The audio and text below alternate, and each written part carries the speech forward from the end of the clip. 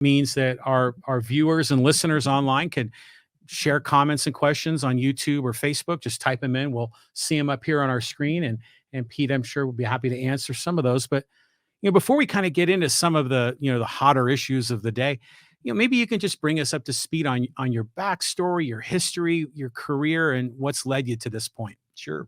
Well, I'm trying to get quicker at this. I've got a fairly lengthy and varied background, but it starts coming out of New York, New Jersey area where I was born.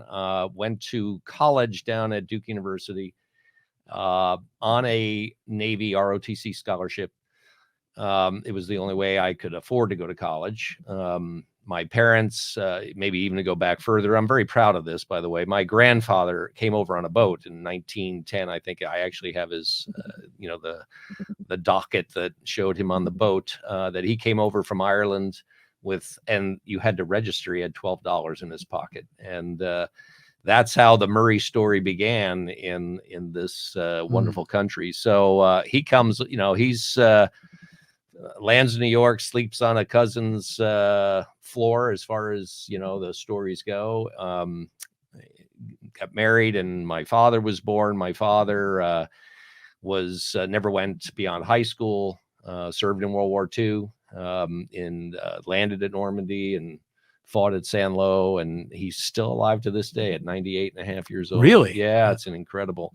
So he's, he raised 6 kids. I was one of 6. I was the first to go to college and graduate. 2 of my brothers eventually also got their college degrees. We came from a very modest upbringing. My dad, provided for the 6 of us, and that was it. So I knew I had to find a different path. I accepted the ROTC scholarship, went to Duke, was commissioned literally the day after graduation, or maybe even the day before, in the United States Navy. And 2 weeks later, I showed up at flight school, which I had been selected for. So I finished flight school a year later, flew for the Navy 8 years, and decided it was that I might follow that dream I had as a high school kid and actually try to go to law school after all. So I left the Navy and went back east. I was fortunate enough to get into Duke University School of Law, where I attended. And after that, I had the opportunity to come out here with a major international law firm. They really wanted me in the LA office. I cut a deal saying I'd really rather be back in that place I found in the Navy, namely San Diego. So they let me come to San Diego, practice there for 2 years in business litigation. After a couple of years, I knew I needed to be on my feet a bit more. So I went over to the district attorney's office, fortunate enough to be hired, and worked as a DA for 12 years, handled hundreds of cases, tried over 7,500 to in trial, 75 plus to jury, on and on. Tried everything you can do in a DA's office, from DUIs and petty thefts to homicides and sexual assaults and child abuse issues and a lot of elder abuse. After 12 years, I wanted to try something else. I guess I get antsy after a decade or so, and I opened my own law practice and did that for 8 years. And I practiced all over the state. I did everything from some civil litigation, a lot of criminal litigation, some defense work.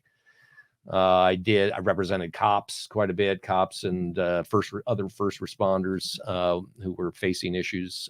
Did probate litigation, family law, juvenile law.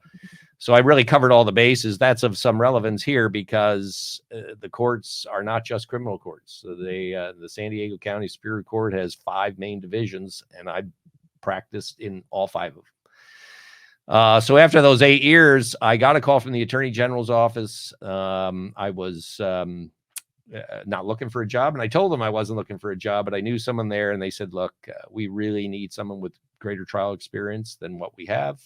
I said, look, I can talk to anybody. I did. And well, when all was said and done, I decided that was a good move to make. So I went back to government service, this time for the state California Attorney General. And I prosecuted, I did both civil prosecutions, but also criminal prosecutions. Most of it was criminal, in major healthcare fraud and elder abuse. Did that for 10 and a half years until December 31st of 2021. And decided it was time to move on. See, there's that decade thing again, I guess. Right. And I was literally putting together with a plan with this law firm that I'm now currently with through the month of January of this year. And the firm is Cage and Miles, primarily a family law outfit.